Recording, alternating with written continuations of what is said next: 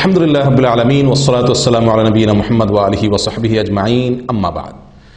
সম্মানিত দর্শক ভাই বোনেরা, আমাদের জীবনে অনেক সমস্যার মুখোমুখি আমরা হয়ে থাকি এবং সমস্যার সমাধানের জন্য কত না উপায়, কত না ব্যবস্থা আমরা গ্রহণ করে থাকি।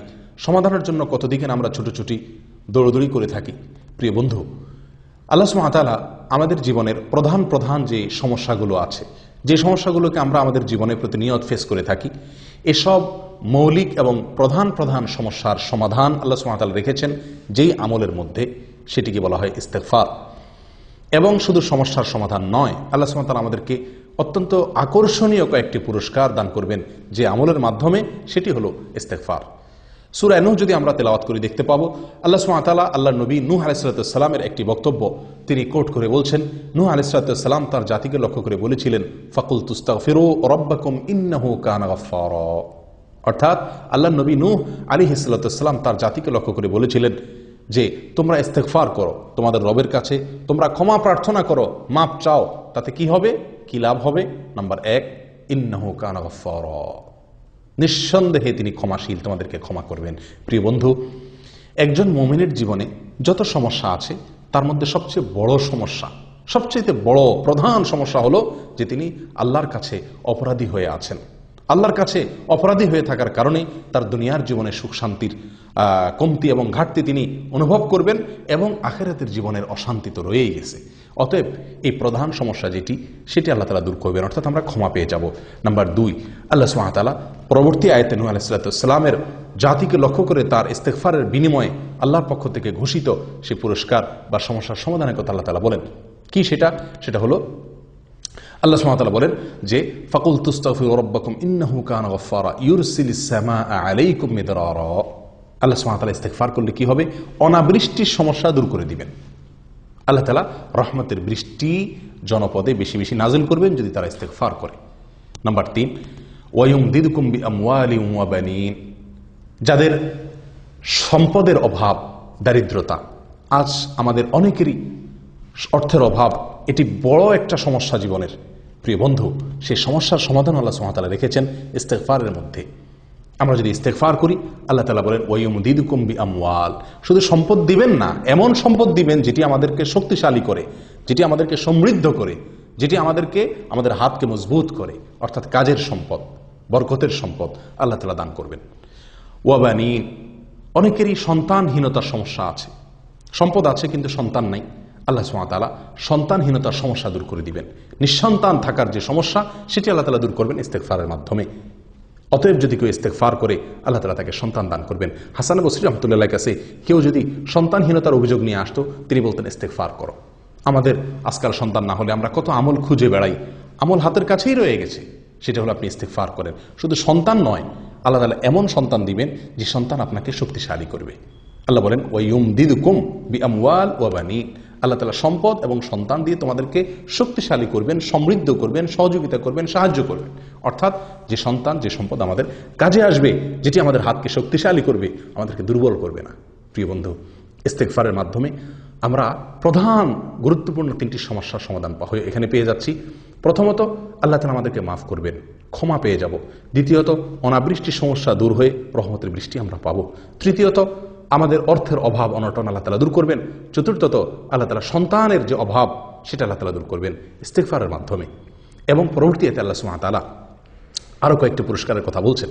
আল্লাহ সুবহানাহু ওয়া তাআলা বলেন ওয়ায়ুমদিদকুম বিআমওয়ালিন ওয়া বানিন ওয়া ইয়াজআল লাকুম জান্নাতিন ওয়া ইয়াজআল লাকুম আনহারা। আরো 2টি পুরস্কারের কথা আল্লাহ তাআলা পরবর্তী আয়াতে বলছেন।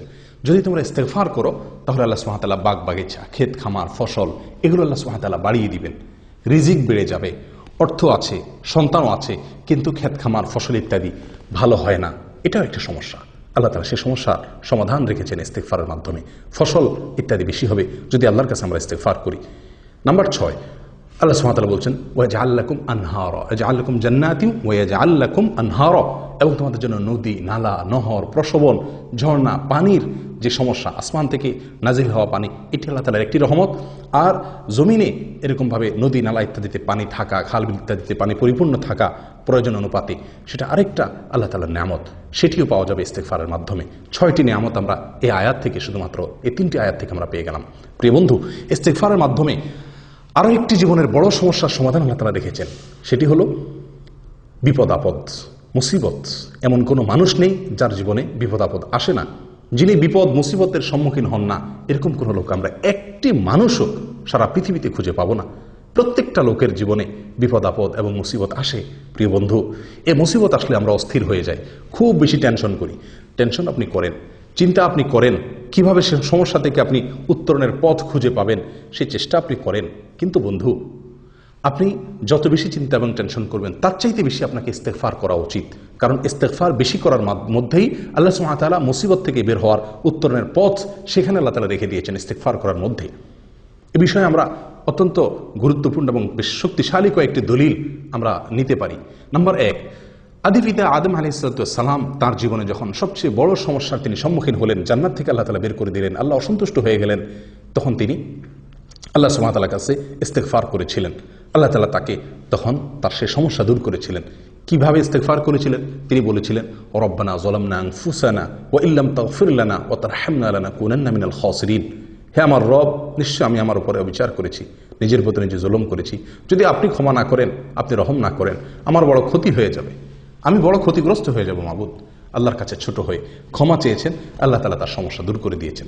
প্রিয় বন্ধু, আল্লাহর নবী ইউনুস আলাইহিস সালাম তিনি যে বিপদে পড়েছিলেন, ঐতিহাসিক বিপদ, মাছের পেটে তিনি চলে গিয়েছিলেন, আল্লাহ তাআলা কুদরতিভাবে সেখানে তাকে কিছু সময়ের জন্য হায়াত রেখে দিয়েছিলেন। ওই মুহূর্তে তিনি আত্মরক্ষার জন্য যে চেষ্টাটুকু করেছিলেন, এই বিপদ থেকে বের হওয়ার জন্য, এই বিপদ দূর হওয়ার জন্য যে চেষ্টা করেছেন, সেটি হলো ইস্তেগফার তিনি করেছেন। তিনি আল্লাহর কাছে যে দোয়ার মাধ্যমে সাহায্য প্রার্থনা করেছিলেন, যে দোয়াটি পাঠ করেছিলেন, সেখানে আল্লাহর কাছে বড় বেশি ভালো লেগেছে। আল্লাহ তাআলা সেটা কোরআনে উল্লেখ করেছেন। কি দোয়া করেছিলেন? তিনি বলেছিলেন, লা ইলাহা ইল্লা আনত সুবহানাকা ইন্নী কুনতু মিনাজ জালিমিন, যেটাকে দোয়া ইউনুস হিসেবে আমরা জানি। অর্থাৎ, আল্লাহ আপনি ছাড়া কোনো মাবুদ নাই, আপনি পবিত্র, নিশ্চয়ই আমি অপরাধী, আমি জালেম। আল্লাহর কাছে নিজের দোষের কথা স্বীকার করে ক্ষমা চাওয়া, প্রিয় বন্ধু, এটা আমাদের জীবনের বড় বড় সমস্যাকে দূর করে দেয়। নূহ আলাইহিস সালামকে আল্লাহ তাআলা সমস্যা থেকে তাকে উত্তরণের পথ বের করে দিয়েছিলেন এই ইস্তেগফারের মাধ্যমে। আদম আলাইহিস সালামকে আল্লাহ সুবহানাহু ওয়া তাআলা তার বিপদ দূর করে দিয়েছিলেন এই ইস্তেগফারের মাধ্যমে। আমাদের নবী সাল্লাল্লাহু আলাইহি সাল্লাম বলেছিলেন, কালিমাতু আখি জিন্নুন, আমার ভাই জিন্নুনের যে বাক্য, লা ইলাহা ইল্লা আনতা সুবহানাকা ইন্নী কুনতু মিনাজ জালিমিন, এটাকে তোমরা আঁকড়ে ধরো, বলো, তাহলে কি হবে? আল্লাহ তাআলা তোমাদের বিপদ আপদ দূর করে দিবেন। প্রিয় বন্ধু, কোরআনে কারিমে এই আয়াতটি, এই দোয়াটি, ইউনুস আলাইহিস সালামের এই দোয়াটি উল্লেখ করার পর আল্লাহ সুবহানাহু ওয়া তাআলা বলেন, ওয়া কাযালিকা নুনজিল মুমিনিন, আমি যেভাবে এই দোয়ার মাধ্যমে, ইস্তেগফারের মাধ্যমে আমার নবী ইউনুসকে বিপদ থেকে আমি মুক্ত করেছিলাম, ঠিক একইভাবে, একই পদ্ধতিতে আমি ইমানদারদেরকেও এই সমস্যা থেকে আমি বের হওয়ার, যে কোনো বিপদাপদ থেকে বের হওয়ার পথ দেখাবো এই দোয়ার মাধ্যমে, অর্থাৎ ইস্তেগফারের মাধ্যমে।